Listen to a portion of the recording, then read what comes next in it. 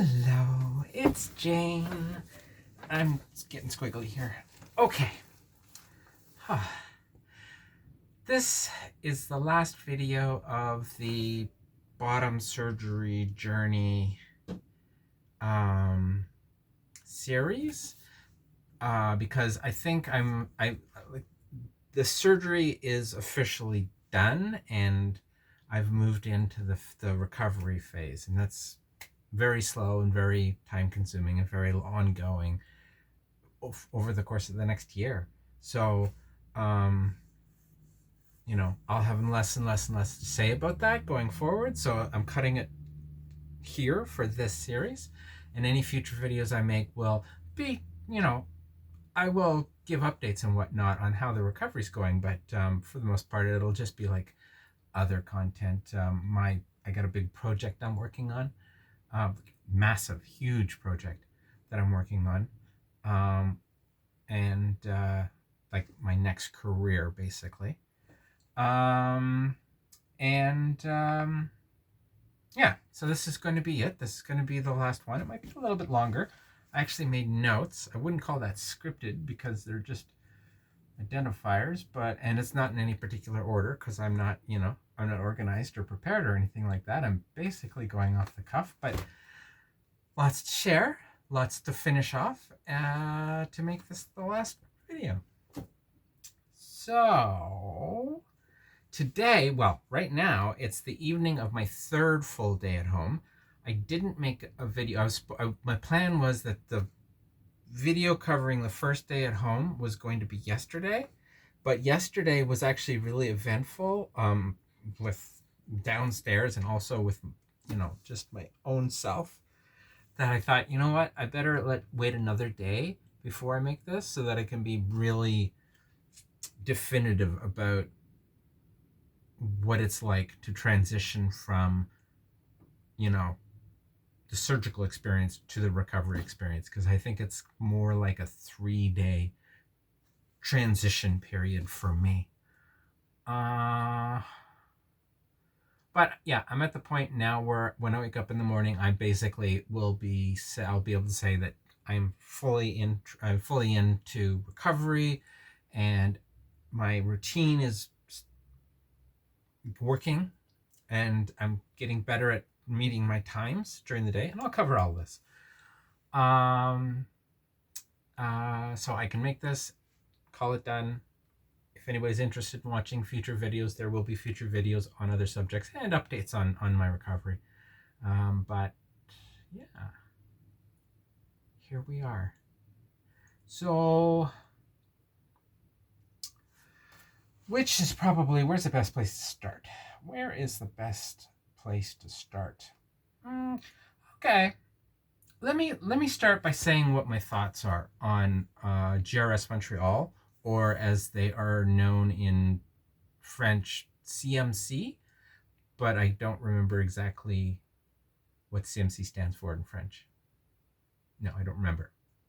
GRS Montreal. If you search for GRS, if you go to grsmontreal.com, that's the place. Great website.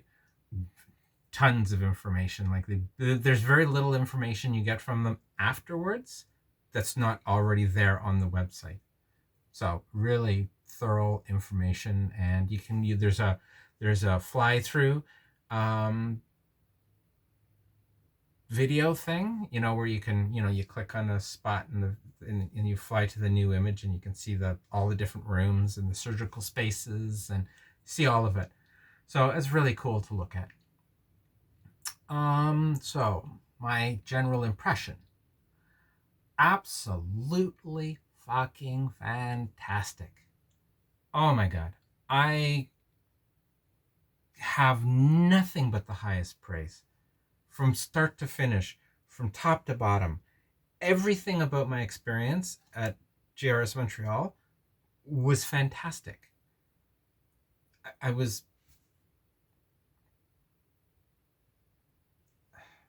It's moving, because I spent 9 days. I said in the last video that it was 8 days, but it was 9 days. I spent 9 days there, right?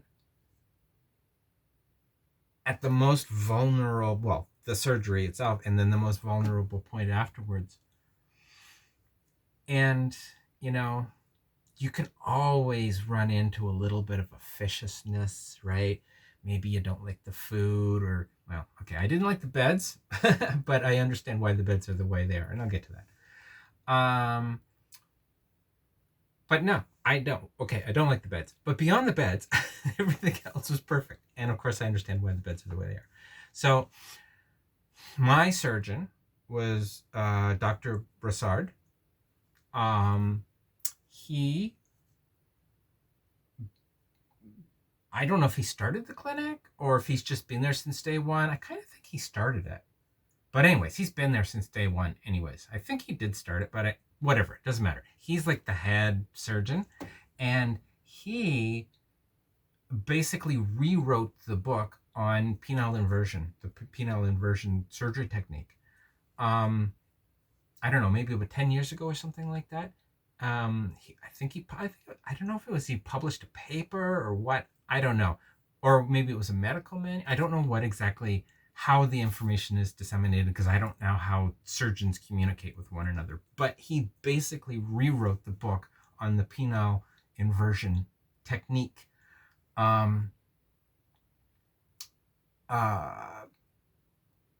Just to produce a better finished product, to get a better surgical outcome for his patients. And oh my God, it shows.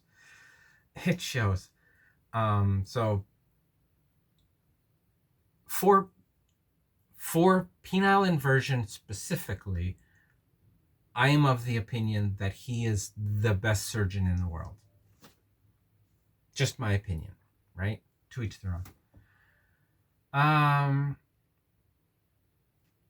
So he was super nice. I didn't talk to him much because, I mean, my God, the place is like a factory. Like, they just churn people through so fast because the demand is so high, right? It's like I was on an 11-month waiting list, which was painful, but it's done now and I'm happy, so I'm not going to complain. But I was on an 11-month waiting list because they're so in demand. And they take patients from all over the world. There's a map in the dining area, in the post-operative convalescent facility, a world map in the dining area with pins in it. There's like pins from islands in the middle of the Pacific Ocean, for God's sakes. Like, they get people from all over the world there. So yeah, I can now understand why they're in so high demand, because the price is reasonable. I mean, I didn't pay for it, right? Like, I'm covered by OHIP, the Ontario Single Payer Health Insurance System. But, if you're international, obviously you do pay for it. I think the prices are kind of reasonable. They're not, I don't know. I can't do comparative analysis because I don't know what the costs are, but I think they're pretty much higher in the States. But yeah, they do a fantastic job, and they're so nice, everybody. So I didn't really get to talk to the surgeon I'd like to have, but yeah, I do understand, like, he's literally going through people so as fast as he can. So I had the surgery on a Tuesday. I got into surgery, I have no idea what time it was. I'm going to guess I got into surgery about 1 p.m. I don't know. Maybe a little earlier? Whatever, it doesn't matter. And the surgery was 2.5, 3 hours, something like that. I think it was 3 hours. Pretty quick, like, pretty fast. And then I spent the next, like, so that evening, the Tuesday of the evening, the evening of Tuesday to Thursday morning at 9 p.m. in the hospital itself. And then at 9 p.m. I walked over to the convalescence place, and then I was there for the remainder of the 9 days. The nurses in the hospital side were like super, super nice and caring and helpful, and can't say anything, like they were just fantastic in every way. Got over the convalescent side, same thing again, super friendly and kind and caring, and they just make sure you really understand what you're doing, because you got to take these skills home with you, right? What they're teaching you about self-care, for the throughout the healing process, you got to take that home with you. And they're teaching you that, and they did a fantastic job with that. I think they did an excellent job. When I started dilating, they checked up on me many times during when I was dilating before I left, just to make sure that I was doing things correctly. um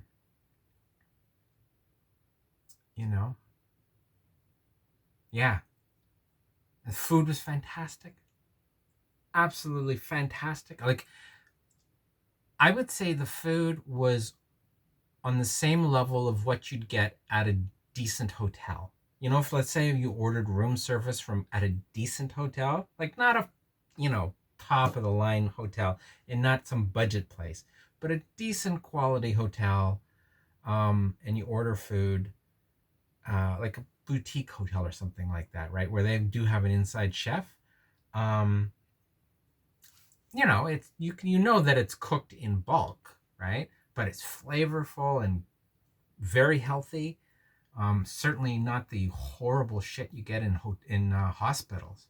So, considering I was there for 9 days, I was fed really well, and I put weight on because it was way more food than I normally eat.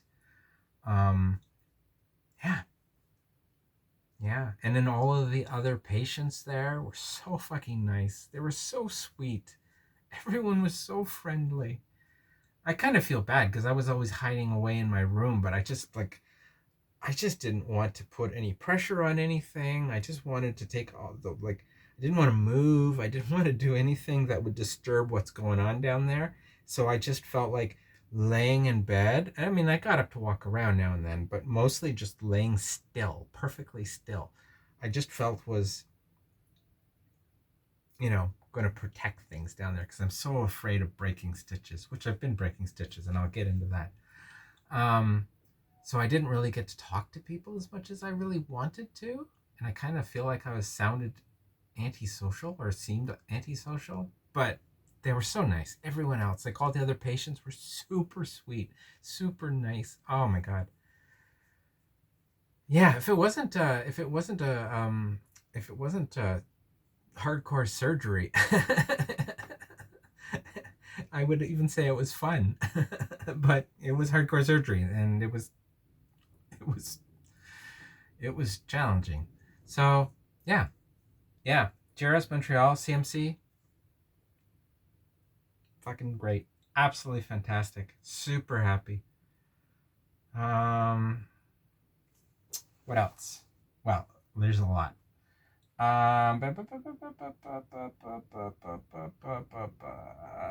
Okay, so I'll leave that. Okay, so biggest challenge since I've been home is going to be exhaustion. Exhaustion. The first night, like the night after traveling 7.5 hours during the day, I slept for 10 hours, and I was exhausted the whole rest of the day. That day, I drove to Walmart, and I'll talk about the driving after this. I drove to Walmart for like a half an hour just to pick some things up, and came back, and I was wiped out from just a half an hour of going to Walmart and back. And then yesterday, so the second full day at home, I went to the grocery store with my dad, and again for about a half an hour, a little more walking around because we were both getting groceries, but still, it was only about a half an hour in total. And yeah, wiped right out afterwards completely. And particularly after dilating, I am so tired. Oh my God. I don't know how long this is going to go on. I wouldn't imagine it would be terribly long, the exhaustion. But today, I think it was about the same as yesterday, which was a little less than the day before, but that was like, catching up from a day of travel. Um, so yeah, that's probably the toughest thing. It really makes the time go by really fast. So, like like dilation is half an hour, 5 minutes on the number three, and 25 minutes on the number four, and then you wipe yourself down. You go and I'll either have a sitz bath for 10 minutes, and then douche, or just douche, right? But you always douche afterwards because you got to get the lube out from inside. Um, and that's it, right? Theoretically, I should be able to do all of that in under 45, 50 minutes, right? But it's like an hour and a quarter by the time it's all done because I'm just kind of, I'm dragging myself from step to step. And then afterwards, I got to air dry for an hour, which is not comfortable. It's not comfortable because you got to get your knees up really high and then your knees out really far, and because you got to get things spread open. And yeah, it's fine for 5 minutes. It's not fine for an hour. It's really uncomfortable after a reasonably short period of time, sitting like that. So it's like 2 hours by the time you finish drying, and I will usually put a couple ice packs on as well, because just to take the swelling down a little bit. Swelling is worse when I stand up. It's not so bad when I'm laying down or sitting down, but when I'm standing up, yeah, the swelling just balloons up. The whole area just balloons right up.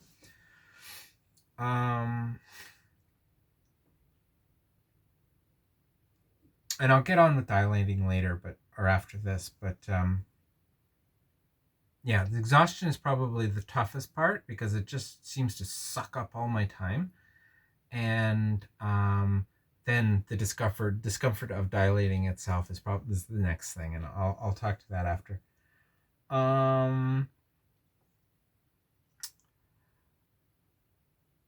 Oh, don't lose your thoughts. Don't lose your thoughts. Sitting. So, yeah, the donut doesn't really work for me. In fact, I just sat on the donut right now on the bed, thinking that it might be more comfortable than sitting on the bed itself, and I felt a stitch pop. It just puts too much pressure that way. And it could possibly be that it's the shape of the dish shape of the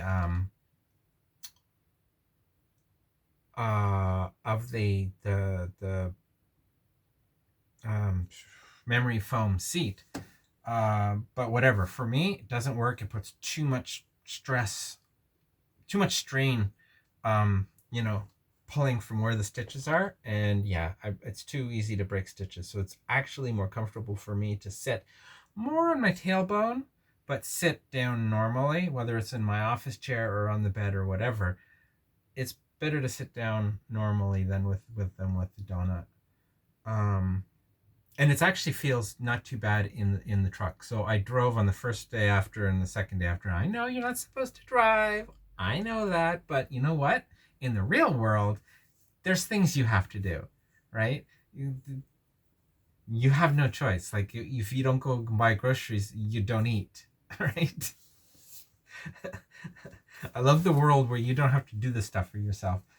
And my dad can't do it for me. He's 85 years old, and I can't ask him to do it, and it's not appropriate because I am capable of going and doing these things. So if I'm capable of doing them, I'm not going to ask him to do anything for me. So yeah, but I mean, and also too, it was like 2 half-hour trips, right? Like that's not a big deal.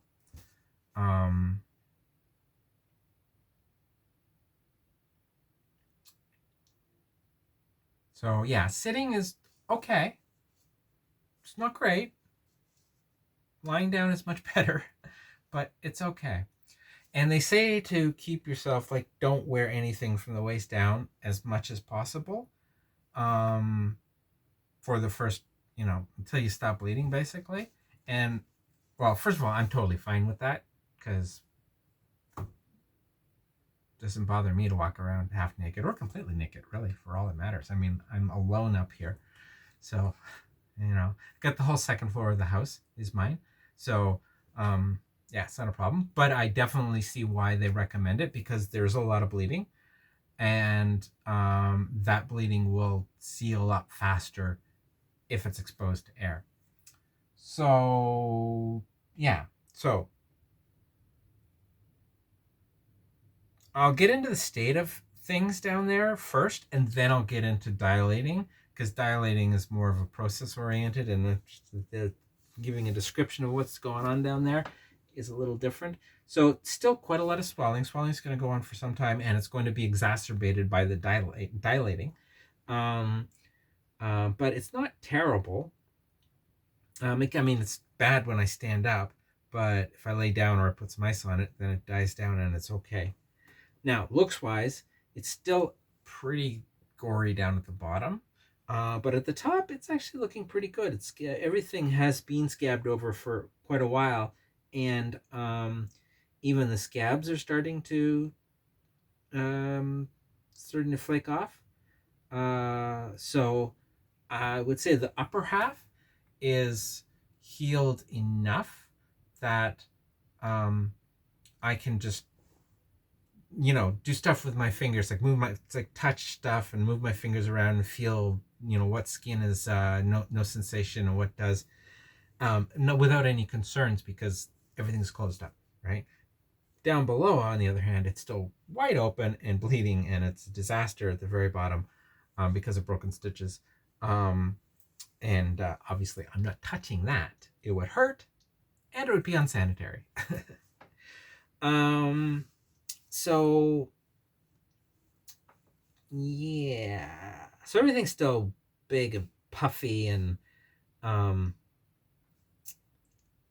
doesn't look great. I mean, it looks great from a like surgical standpoint. The surgeon would look at this and say it looks fantastic, and I totally agree with them. I think it does look fantastic, but it doesn't look great from an aesthetic standpoint yet. I'm gonna have to wait a little while before I get something that I'm aesthetically happy with, but that's okay. So basically, anywhere where the skin has been lifted up and moved, and then put back down again, obviously, it's dead. Like there's no sensation whatsoever. It's going to take months for those nerves to grow back into place. They will grow back into place. The sites, everything that's dead right now, everything that's like has no innervation right now, will be re-innervated in a few months. I'm absolutely certain of that. I have no worries about permanent numbness. My clitoral structure is very innervated because they were very careful with the nerve bundle for that to protect it. So it's very innervated, and it's the focal point of everything when anything's unhappy because it's it's the only thing that's giving my brain real proper feedback. So my brain is just dumping everything into the clitoral structure, which is unpleasant. It burns and it tingles in an like in a frozen hand kind of way, like a hand that's gone to sleep kind of way, and it has shooting pains and pulling sensation, like the kind of pulling sensation if you kind of hit your testicles in the wrong direction, for those who have them, and for those who used to have them. Yeah, so there's a whole lot of very unpleasant sensations that are happening in the clitoral structure right now because it's the most sensate piece of all of it. So I'm hoping when everything dies down, it's going to be pleasant because it's not pleasant right now. I can't really see down there very well. And I mean, you know, the whole thing is under your body, right? So unless you're really good at bending over, you know, I can't really see really great down there. So you got to use a mirror a lot. Um, and then moving down, there's two suture lines that start at the top of the outer labia and come down in kind of a fishbone, like a wishbone shape. They kind of horseshoe out and then come back in again, and then they come down to a V point at the very bottom, just down near the anus. And normally, if people are going to break stitches, they're going to break the stitches right down the V point. I did break those, didn't break those first. I broke the ones on the sides, on right at the vaginal opening, because one day, I think it was even before I left the hospital, but one day I just didn't lube enough. And because everything was numb, I didn't feel the stitches break, but I broke a bunch of stitches down either side, which causes a lot of bleeding. And then the ones at the bottom broke, and that causes a lot of bleeding. Now, I'm not worried about them because, like, when they first broke, I'm like, oh my God, I don't want granulation tissue. But then I realized you don't get granulation tissue externally. It's mostly internal, so like around the clitoral structure, because it's all covered over by the swelling. And internally, you can get granulation tissue because it's internal. But the outside stuff, like the suture lines that come down to the V, no, it's you don't get. Considering that I like basically never have pants on except if I go to the store, I don't, I'm not going to get granulated tissue there. So granulated tissue, should I really describe it? Or, you know what? I'm not going to describe granulated tissue because I'm no expert on it.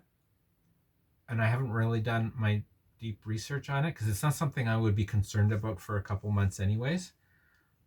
So it's definitely something to be concerned about if you get any procedure like this, any vaginoplasty. And yeah, look at the Wikipedia page. It'll explain it better than I can. So granulated tissue. It's basically it will not heal properly. It's always damp and it's got little bumps on it, and because it's always damp, it just will not heal properly. And you use little strips of paper, thin strips of paper with silver nitrate on the end, and you dab the end, or paper. No, I guess it's not paper. Sticks. Maybe cardboard sticks. I don't know, but they're long and thin like matches, but they're like that long, and they've got silver nitrate at the end, and you just dab the silver nitrate on the granulated tissue, and it essentially chemically, well, no, it can't, it doesn't air quote anything.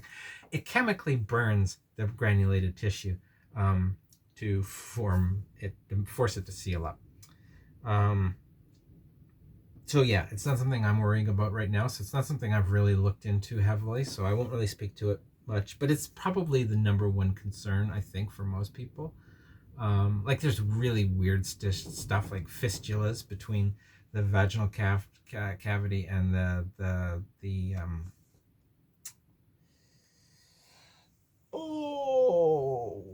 I don't know, the anal cavity, whatever the proper name of the structure is. Not letting me remember it right now.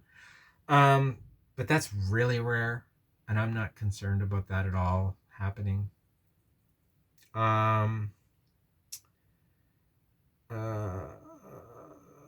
So yeah, I don't think so. Yeah, I've had the suture lines at the bottom have all opened up, so that there's a lot of blood from that, which is kind of gross, and it also makes sitting down, like I can't casually sit down, right? Because I'm walking around naked from the waist down.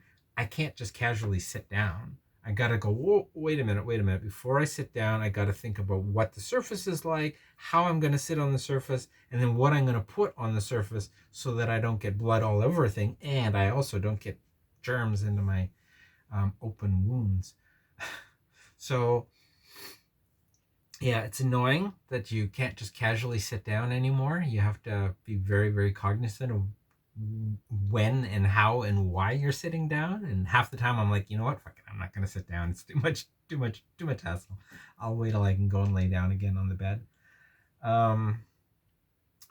But even down towards the bottom, it's starting to heal up, which is nice, and I'll be very happy once it does. The outside is healed. It still will be bleeding internally for a while, but the outside, I really want that to heal up because one, it's messy because it's blood all over the place. Like I'll wake up in the morning and there'll be blood all over the area. And two, it stings.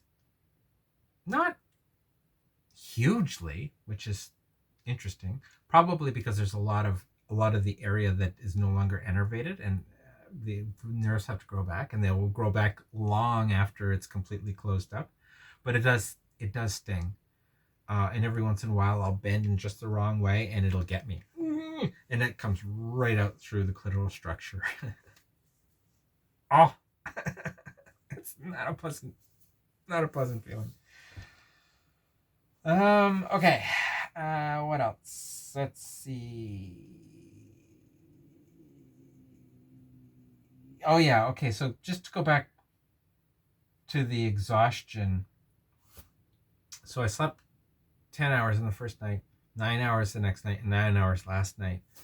And even after sleeping 9 hours last night and laying in bed with my eyes covered for 2 more hours, then my alarm went off to do my dilating, and when my dilating was done, I was exhausted and wanted to go back to sleep. I didn't go back to sleep because I wanted to try and get something done, but yeah, yeah, my God, does it take it out of you. So dilating it seems to vary from day to day, from session to session. Sometimes it hurts more, sometimes it hurts less, sometimes it's just a lot of discomfort, sometimes it's almost like once it's in there, everything is fine after that, and other times there can be kind of stingy, hurty inside once it's in there. Yeah, it's very variable, and I think it's probably going to be variable for a while. Getting the dilators past the oh shit, I meant to have them in here so that I could actually show you what they look like. Okay, before the end of the video, I'm gonna run over and grab them and bring them back so I can show you what the dilators look like, but I'm not gonna do that right this minute.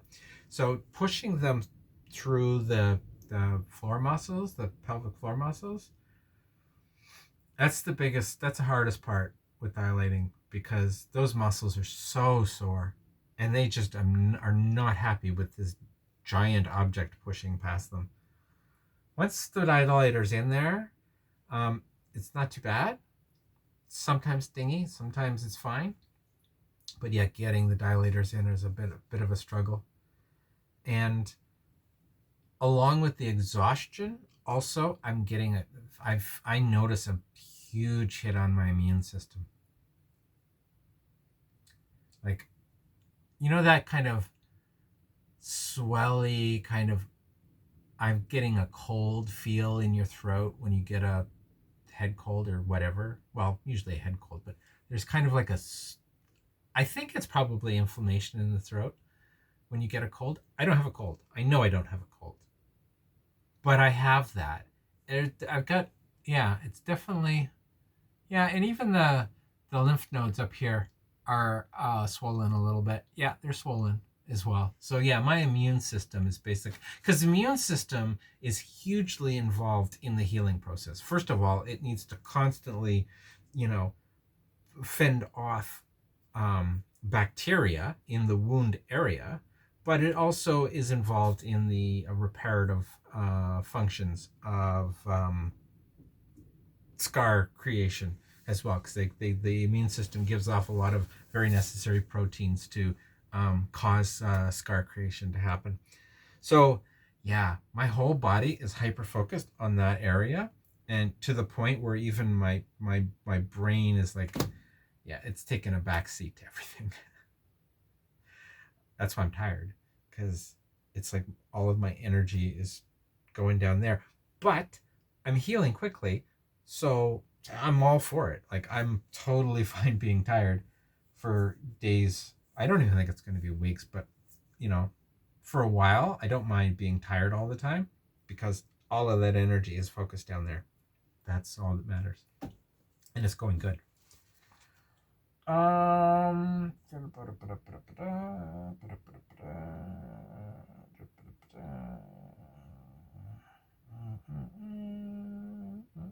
And yeah, air drying. Yeah, I said about air drying. It's just being supremely uncomfortable to have to do for an hour.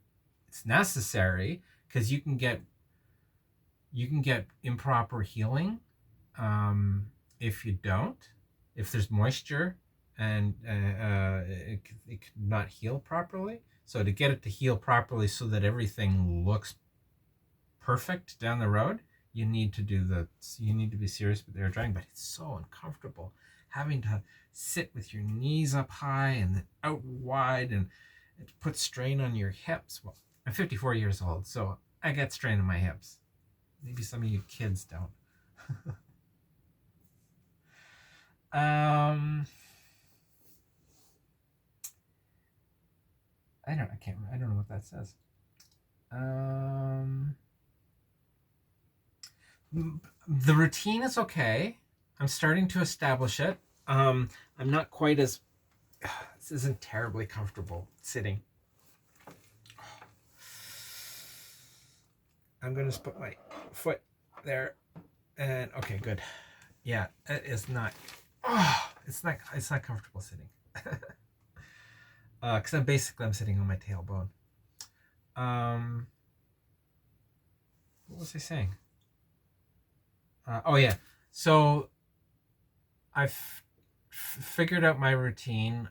They make a recommendation for when you should dilate and when you should do your sitz baths. And like they said that I should dilate at 9 a.m. and 12 and 4 and 8 or something like that. I don't know, something like that. And then I do the sitz bath as the second one and the last one of the day. That doesn't work for me. Um, when I'm done, I just want to get done as fast as possible at night because I just am so wiped out. So my last dilating session is at 7 o'clock, and I try to be in bed, laying down, air drying, eyes covered, by 8 o'clock. So the sitz bath, it's better for me if I do it first thing in the morning and then the third session. Um, but it's mostly just because I'm so exhausted that for the last session I want to do the minimum amount of actual work. I'm making the camera shake with my foot. So, but other than that, I'm doing pretty good. Like I've kind of, the alarm goes off for the dilating session, and then I don't necessarily start right away, but I usually start within 15 minutes, so it's not bad. I've set myself up to do 7 a.m., 11 a.m., 3 p.m., and 7 p.m. That's so that I can be in bed by 8, and hopefully asleep by 9. Because I'm a morning person. Even though I've been sleeping long, but normally I'd go to bed at 8 and I'd be up between 4 and 5 because that's when I like getting up because I'm a morning person. So yeah, you gotta take whatever they, and I think this is within reason. This is the same for any surgeon, but you got to take what they say to do for a routine scheduling wise, and make it work for you, right? So um, they had me do it over 11-hour period, and I'm doing it over a 12-hour period, and I'm doing the sitz bath first and third instead of second and fourth, just because you know it works better for me because I'm not a night person. So my brain is mush at like 6 p.m. But I don't think it's been too bad. Like it's been 2.5 days, right? And I'm starting to do pretty good on sticking to the my schedule, and I think it'll get better and better and better as time goes by. I'm gonna scrub some of these off so that I don't lose. Oh yeah, okay. There. Oh wow, this is gonna be a long video.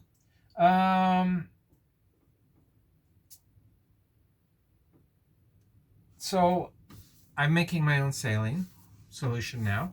Actually, it's really not a big deal. I do 2 liters at a time, and 2 liters, like you're starting with 2 liters of water, but you got to boil it for 20 minutes, so a lot of it boils off. So not a lot of it, but some of it boils off, and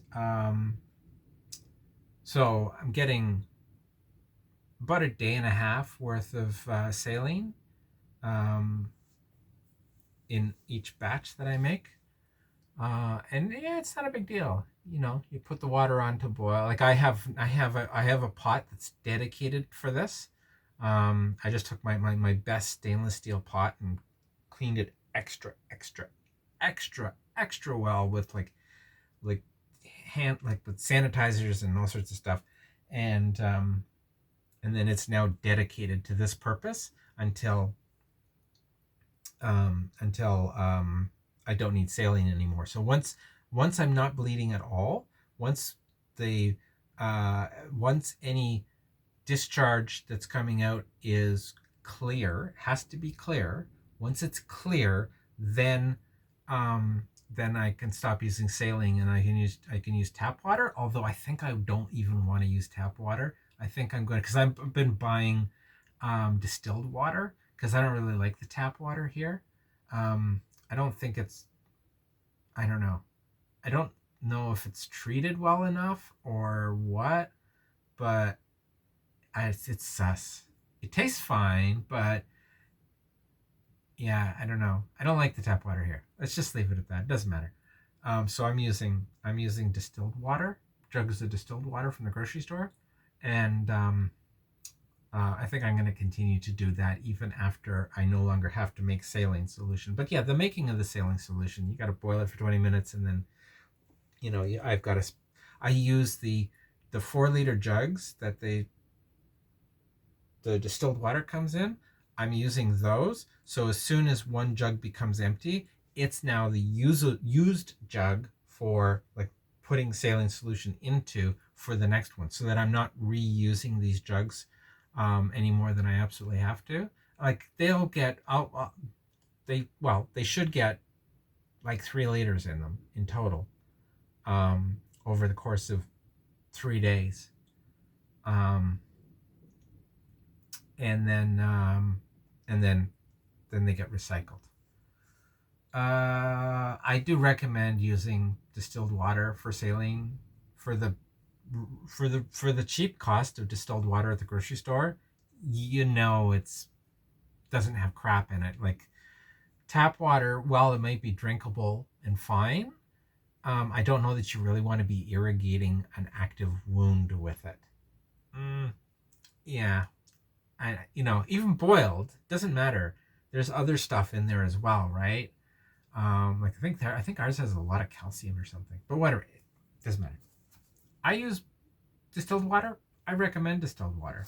You can't really go wrong for the minimal cost of it.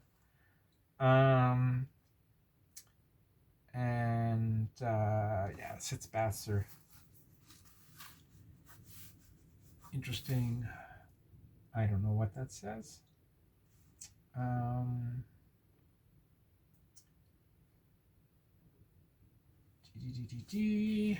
Sorry.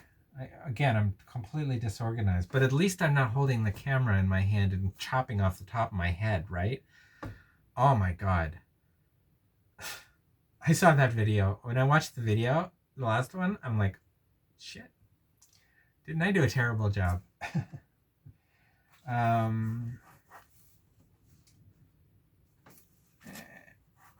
driving, stitches, bleeding, stingy, blah, blah, blah, swellings, blah, blah, blah.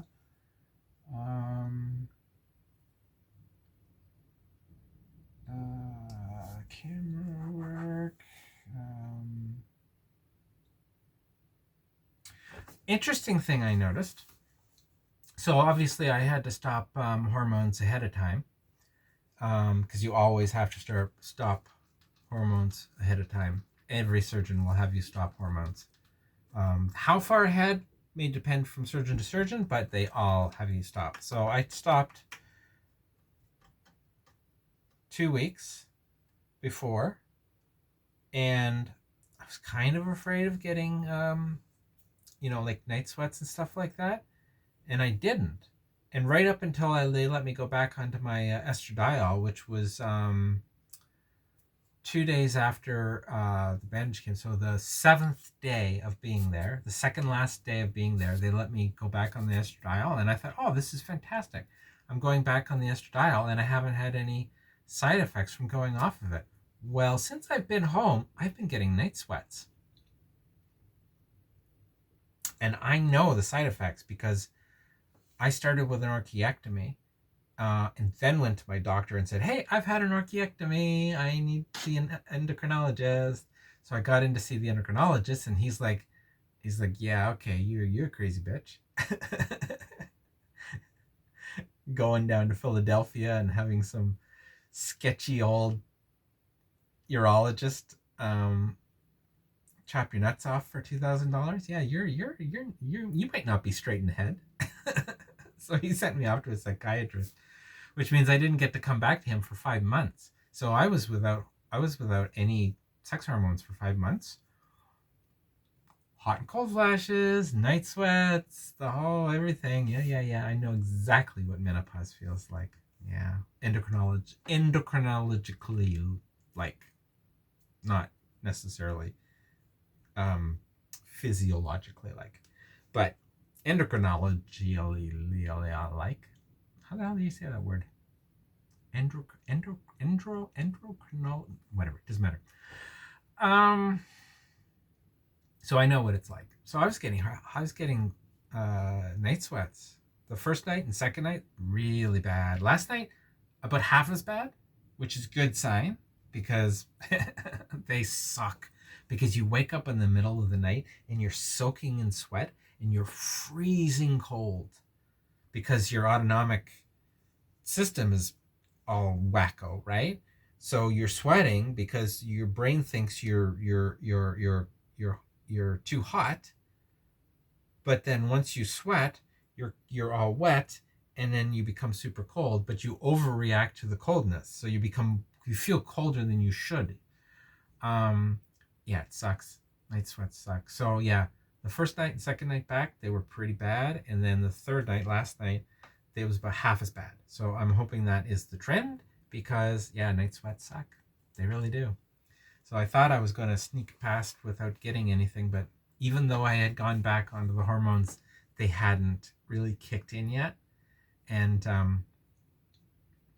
yeah. So yeah, I would like to actually, I'd be curious how common it is for people to experience menopause symptoms in the time they're off hormones. I think it's reasonably common, but I don't know how common it is. Oh, sitting. That's what it says, because I'm missing a T. I don't spell worth a damn, and my handwriting is almost unreadable, which makes me making notes humorous.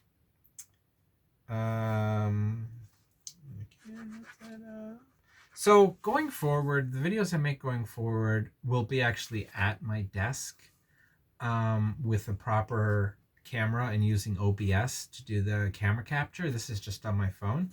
This is just out of pure convenience. I'm not up to sitting long enough to futz around with getting OBS working and all that sort of stuff. And also, I don't know if I can sit for that long to do videos. So the first few videos I do after this might be the same setup here where the camera's on a tripod, on the table beside my bed, and I just sit here like this because this is mildly uncomfortable, but not as uncomfortable as sitting up. And there's a lot of blood down there. I'm bleeding.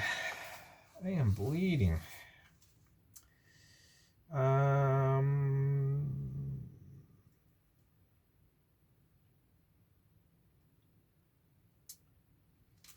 Sense of, okay. Yeah. So I'm definitely recovered from the travel day. Today has been easier than yesterday, and yesterday was about the same as the day before, but today feels easier than yesterday. So I think I'm past, like, I've recovered from the travel day, and I'm starting into a routine. So I really feel like things are going forward. And now that I can look down and the only thing I see is the areas that actually look pretty okay, because I can't see the bleeding unless I really bend forward and look at the dental bib that I'm sitting on. And yeah, there's a lot of blood down there. You gotta get used to that. You spend a lot of time bleeding for the first while. And I know I'm jumping all over the place because my notes are all over the place. So this might actually be having notes actually might make this the worst video yet. Oh well. I didn't promise anything. I do want to go get the dilators and show you. Yeah, I don't care about that.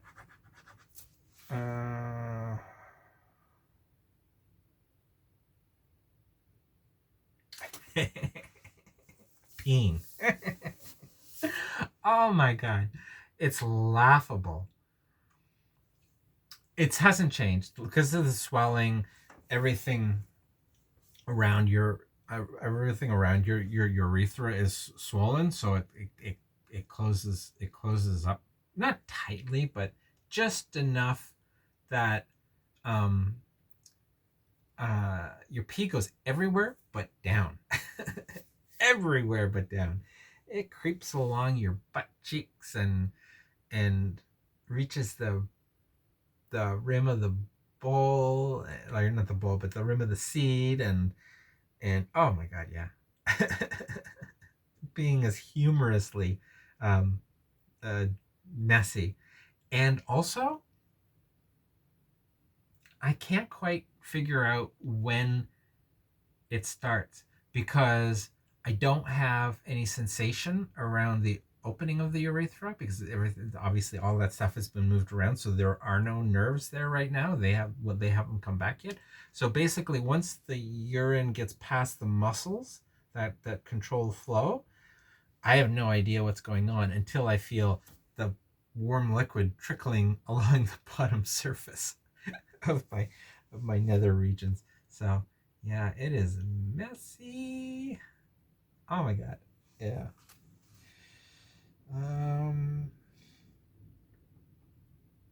Things have settled down enough, and I'm experiencing less pain in between. I mean, particularly when after I've had ice on it and the swelling has gone down, so I don't get the tension of the swelling in my skin.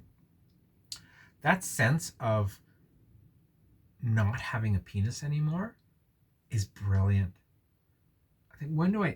I think I notice it the most when I'm transitioning from being in bed to standing up, because I don't want to sit up and then get up because I don't want to sit any more than I absolutely have to. So I kind of roll out of bed sideways in such a way that I go from laying on my back to rolling over to standing up, right? Which is a weird way to get out of bed, but it is such a gyration that, if you had a penis dangling between your legs, you would feel it flopping around, and there's nothing there, and it feels so good. It feels so good not having the damn thing there. That stupid, useless appendage, Yeah, like, not just good riddance, but this feels correct. This feels normal. That felt, when I had it, That felt abnormal. This feels normal. It's great. But then I guess, you're not going to go for a vaginoplasty unless you're pretty sure you don't want that damn penis anymore. um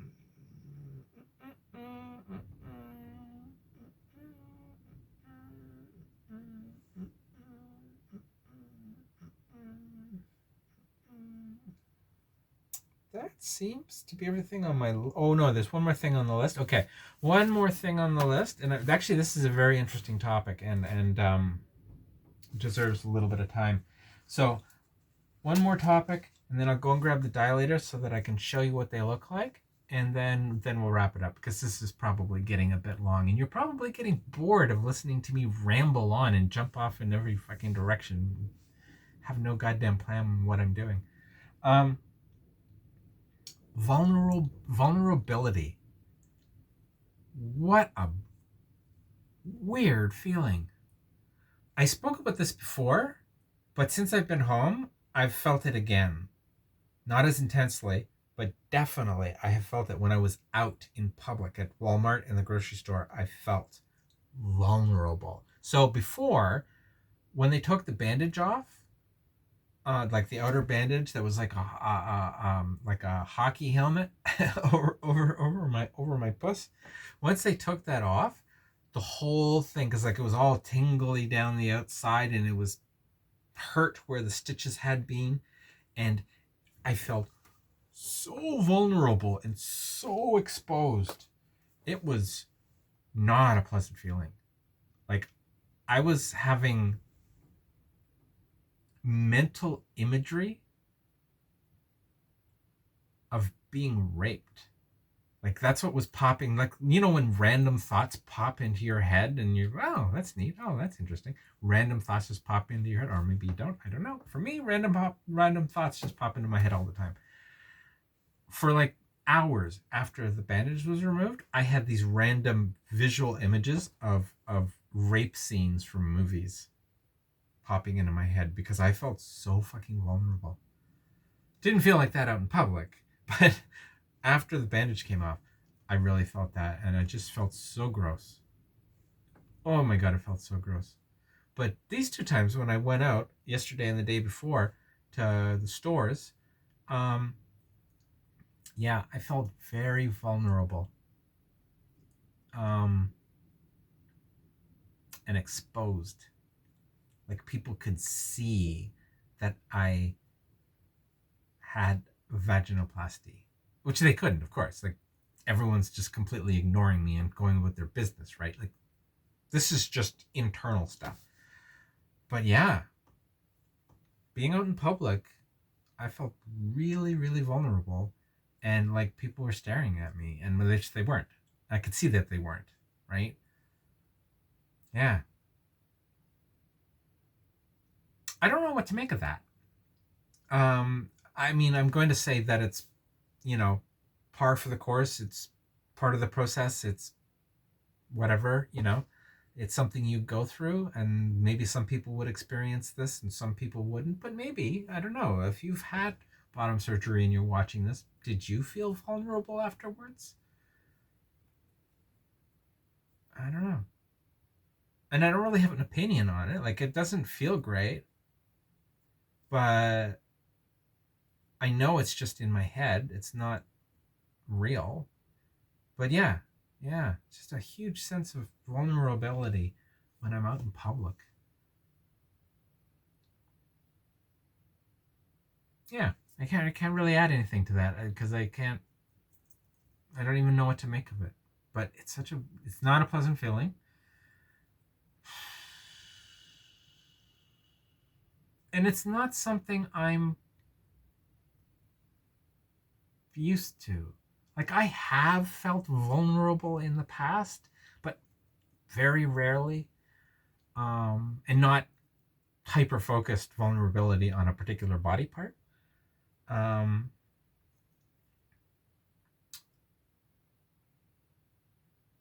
yeah, yeah. Psychological stuff going on there for sure. But what it means, I don't know.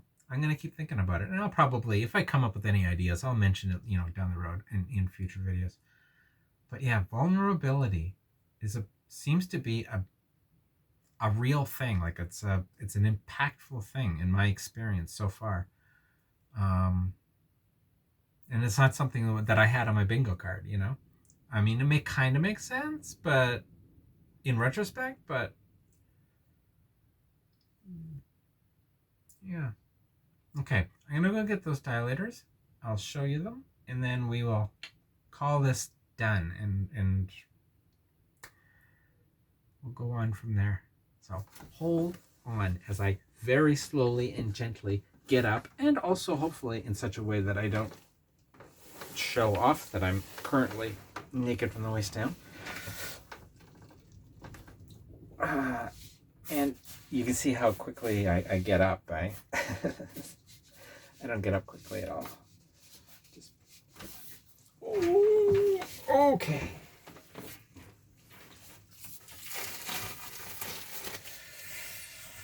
Yeah, that's messy. Okay, just a second.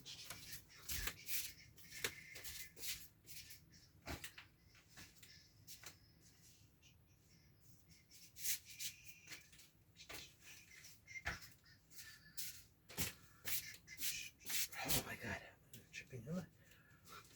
Oof.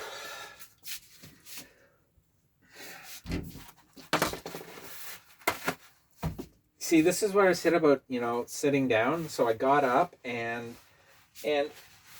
what I was sitting on, the dental bib, is like all covered in blood. So I'm like, okay, I'm going to throw that out. But now I'm like, okay, now how do I sit down again? So I'm going to get some paper towel because I'm only going to be sitting down for a few seconds before I end the video. So I should have had a better plan. I really hope I haven't flashed myself along the way so that I have to redo this video, because that would suck. Oh, hi. Hello.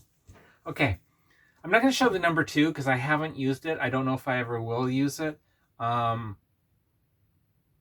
So, but whatever. This is the number 3. See, they wrote 3 on it. And you see the shape of it. And it's got 5 dots, so you can measure how far in. Now, that's really not showing you, well, I mean, it's showing you your depth, but it's also showing your level of swelling. So I'm basically up to the 4th dot, and when the swelling goes down, it'll be at the 3rd dot. So that will be my depth when I'm done, which is sufficient. I don't plan on getting funky with any particularly well hung guys. That sounds terrible. It sounds fucking awful. I don't mean it that way. I mean averagely hung guys. I don't know what the diameter is, but I think it's roughly 1.25 inches. Yeah, that's number 4. And then this is that's the number 3, and this is the number 4. This is the some people call it Orange Crush. I call it the Orange Mamba. Again, it's got the 5 depths, so you can measure depth. And again, I go up to the 4th, and when the swelling goes down, I should level out at the 3rd one. And you can see it's biggin. It's a biggin, and you feel that going in. That's sizable. So yeah, those are the 2 dilators. They are my life revolves around those 4 times a day. Oh God, I'm making a mess down there. Okay, so I'm going to call it quits here. Thank you very much. If you have watched all 12 of these videos, you're a trooper. I don't know why you would, but thank you. If anybody, if anyone gets anything useful out of my bizarre ramblings, that's great. I hope I can be of some kind of use to someone. And that's it. That is my bottom surgery. It is done and in the books. And then on to newer stuff. So in the next video, I'll talk about my big project. Won't discuss it here. So yeah, I love you all, and thank you so much for coming along on this journey with me. And if you're gonna have bottom surgery in the near future, whenever you watch this, if you're gonna have bottom surgery, it's worth it. It is worth it. It's difficult. It's fucking difficult, but it's worth it. So if you have, good for you. And if you're going to, go get her. Okay? All right. I love y'all. And goodbye.